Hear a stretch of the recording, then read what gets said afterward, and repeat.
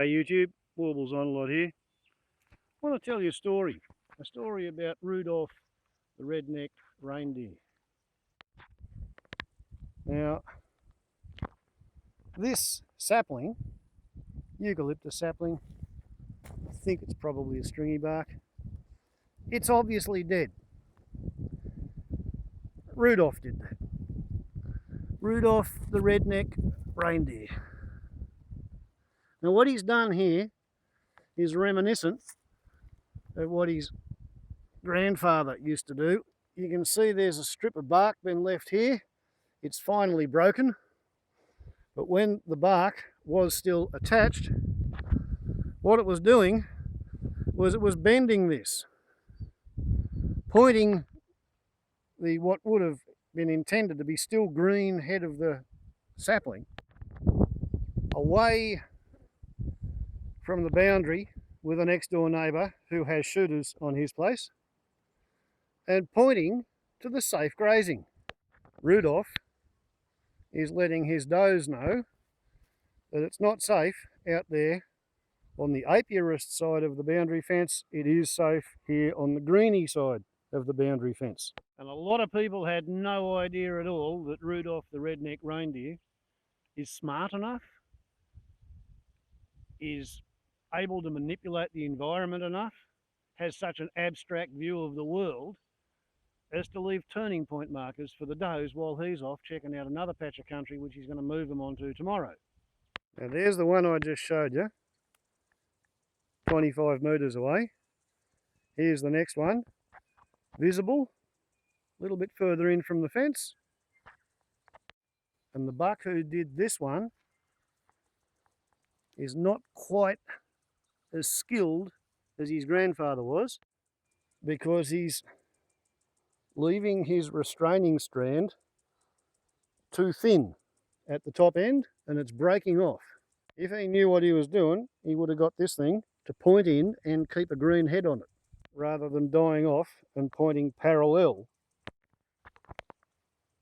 to the fence, which keeps the shooters on the other side. Here, he's done a wattle tree. And as you can see, he's tried to leave a strand. He's got the basics of the idea, but he hasn't left enough to keep the tree alive. He's learning. Here's an old one from last season with its replacement close by. He's very definitely marking that fence line as being not safe. Don't go there, don't go over and get shot. Been a really good year for wattle seed. I suppose if civilization collapses, I might be living on them next year. Here's a turning point marker that's died and rotted off. A coppice on its own roots has been used as a turning point marker, and it's died and broken off. And as a control, this is an entirely different kind of damage. This is not caused by a reindeer at all. This is caused by a vehicle driving over the top. There are other things that will mark the saplings, not just the reindeer. It's not a case of every sapling that's got its bark taken off it is a turning point marker. But when the same sapling keeps getting its bark torn off again and again and again right inside the fence, yeah, that is what's going on. Rudolph the red-necked reindeer. For some reason, this particular location always has markers. This is an old one. If we come back from there, we find that here's another one, and here's another one, all on the same corner. And once you get into the cleared country, more open because I burned it last year, not so much in the way of turning point markers for the deer, but we have another souvenir of the deer and their presence on the land. If you look at your average stringy bark tree, you can see that the bark tends to be pretty much intact undamaged. You don't get many marks on them, although some trees, if they're in a high traffic zone, some trees will show you where possums have been running up and down over a particular part of the tree. But with this as your default setting for stringy bark, check this out.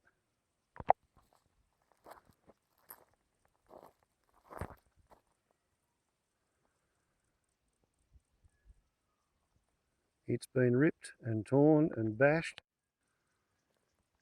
It's got parallel scratch and scrape marks.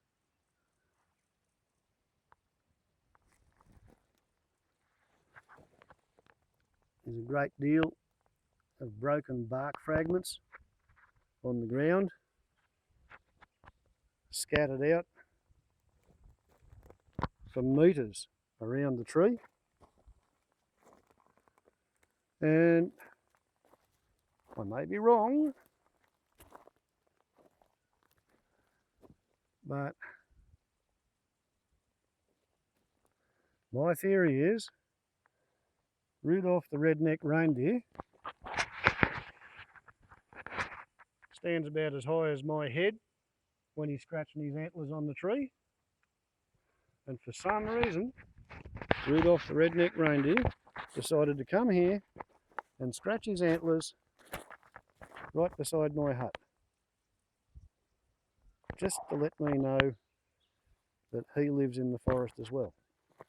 I think, I don't know, I have no alternative theories for why or how this tree came to be marked in such a fashion. He's a very mysterious fella, is Rudolph the red-necked reindeer. Warbles on a lot to YouTube. Ciao.